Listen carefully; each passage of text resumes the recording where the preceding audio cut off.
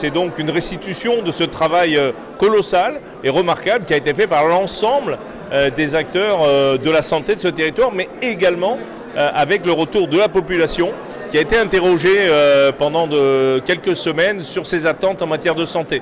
Donc c'est vraiment dans le cadre de cette co-construction et les propositions que j'ai formulées ce soir dans le cadre de ces conclusions ont permis au ministre de nous faire des avancées et de prendre des engagements par rapport à cela, dans le seul objectif d'améliorer bien sûr notre système de soins, mais surtout l'accès pour le plus grand nombre, puisque si nous sommes engagés dans ces états généraux, c'est pour améliorer la problématique que rencontrent trop de Français aujourd'hui, n'ayant pas accès à des médecins traitants. Ces états généraux ne régleront pas tout d'un coup, mais sur la durée, ils permettront, j'en suis sûr, d'améliorer considérablement le quotidien de tout un chacun.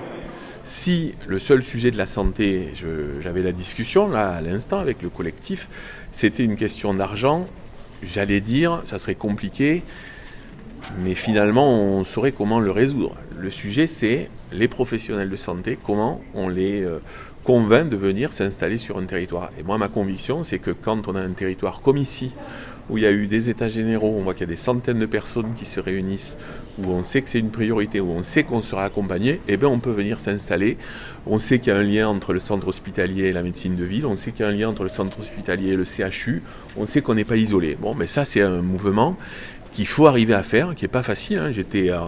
La nuit du 25 août, j'étais venu discuter avec, beaucoup d'entre vous étaient là, j'étais venu discuter avec les personnels des urgences, et je mesure aussi tout ce qui se fait, et de temps en temps, je me dis, il y a des choses extraordinaires qui se font, et la plupart du temps, c'est pas nous qui les avons inventées, donc tant mieux pour venir leur tirer aussi un coup de chapeau, et puis savoir ce que nous, on doit changer pour pouvoir les accompagner. Écoutez, la signature, le ministre, c'est une des bonnes nouvelles annoncées ce soir, puisqu'il a signé avant de partir sur la scène du cratère cette convention d'objectifs et de moyens avec la CPTS et la CEVNOL pour la création de ce centre de premier recours. Donc c'est un centre qui va permettre à tous les malades souffrant de pathologies diverses et n'ayant pas de médecin traitant de pouvoir avoir accès à un soignant dans le cadre d'une communauté médicale, ici en centre d'Alès, au-dessus du centre de vision, au 3e étage, dès le 9, donc dans 3 jours, ça va ouvrir. Il nous manquait cette convention et les moyens apportés par l'ARS, 450 000 €,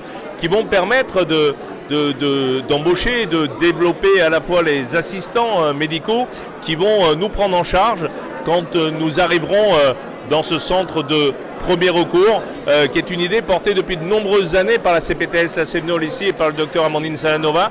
Beaucoup de temps pour y arriver. On y est enfin arrivé. Les états généraux n'y sont pas étrangers. La santé, c'est une compétence de l'État.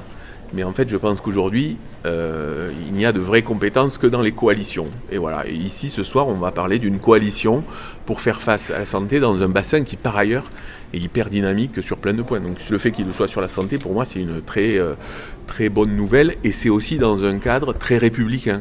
Parce que j'ai eu l'honneur d'être vice-président du Pays des Cévennes chargé de la santé. La diversité politique, elle est là. Et en même temps, tout le monde est aligné pour savoir qu'on n'est pas ici dans la culture du yaka faucon, mais dans la culture du comment on fait.